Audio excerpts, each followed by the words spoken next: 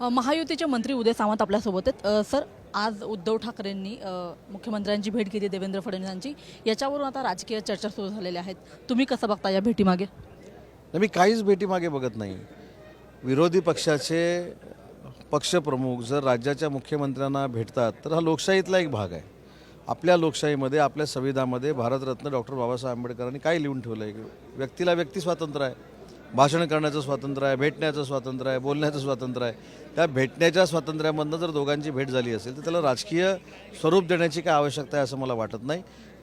माननीय देवेंद्रजी असतील, माननीय एकनाथ शिंदेसाहेब असतील, अजितदादा असतील, यांच्या पुढाकारानं जो विकासाचा गाडा आम्ही पुढे नेणार आहोत त्याला देखील त्यांनी पाठिंबा द्यावा, ही देखील माझी विनंती आहे। या भेटीनंतर आदित्य ठाकरे मीडियाशी बोलताना असं म्हणाले की आम्ही भेटायला गेलो मुख्यमंत्र्यांना, मात्र काही लोक उपस्थित नव्हते, त्यांचा रोग कुणाकडे होता? तुम्हाला वाटतं ते शिंदेबद्दल असं बोलले? हे मला याच्यावर काहीच बोलायचं नाही।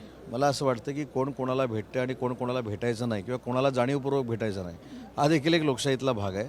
त्याच्यामुळे ते मुख्यमंत्र्यांना भेटले म्हणजे महायुतीच्या आमच्या मुख्यमंत्र्यांना भेटले म्हणजे शिंदेसाहेबांच्या, अजितदादांच्या आणि देवेंद्रजींच्या सरकारमधल्या मुख्यमंत्र्यांना भेटले, ही सुरुवात झाली ना। त्याच्यामध्ये शिंदेसाहेब देखील आहे सरकारमध्ये, आम्ही देखील आहे, ते सरकार आमचं पण आहे। त्याच्यामुळं प्रातिनिधिक ते आमच्या सरकारच्या मुख्यमंत्र्यांना भेटलेले आहेत। त्याच्यामुळे मला त्याच्यामध्ये असं वाटतं की हा लोकशाहीचा भाग आहे, याच्यामध्ये कुठचंही राजकारण नसावं। पण मग शिवसेना भाजप पुन्हा एकत्र येतील, उद्धव ठाकरे एकत्र येतील असं वाटतं तुम्हाला? काही चान्स वाटतो? मला असं वाटतं की हा प्रश्न ज्यांना भेटले ते सांगू शकतात।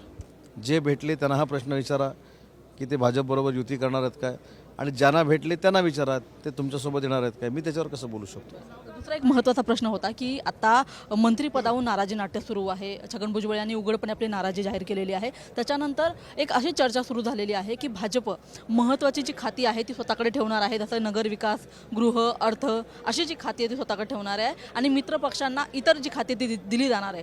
अजित पवार देखील 24 तासांपासून कुणाला भेटलेले नाही आहेत, अर्थ खातं त्यांना मिळणार नाही अशी सुद्धा चर्चा होती आहे।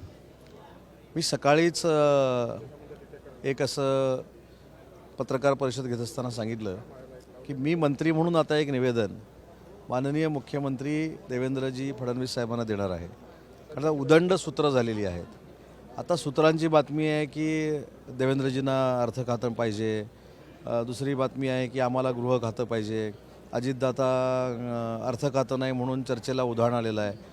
येत्या 24 तासामध्ये ह्या सगळ्या चर्चेला पूर्णविराम मिळेल आणि तुमच्याकडे ज्या ज्या सूत्रांकडनं माहिती आलेली आहेत ती सूत्र तोंडघशी पडतील। मुख्यमंत्री असं म्हणाले होते की 2 दिवसामध्ये आम्ही खाते 2 ते 3 दिवसामध्ये खाते वाटप करू। आता काही तास खरं तर शिल्लक राहिलेले आहेत, होईल 24? नाही मॅडम, कालचा एक दिवस झाला, अजून 12 वाजायचे आहेत, दुसरा दिवस संपायचा आहे आणि उद्या 12 वाजेपर्यंत तिसरा दिवस आहे।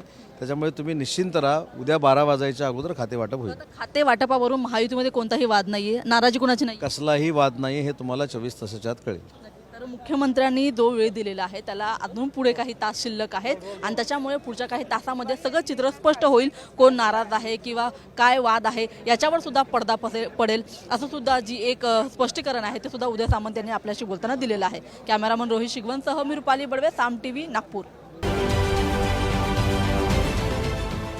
देश विदेशातील प्रत्येक घडामोडींचे लाईव्ह अपडेट मिळवण्यासाठी आता साम टीव्हीच्या सर्व सोशल मीडिया प्लॅटफॉर्मला लाईक, फॉलो आणि सबस्क्राईब करा। तसंच सर्व नोटिफिकेशनसाठी बेल आयकॉन प्रेस करायला विसरू नका।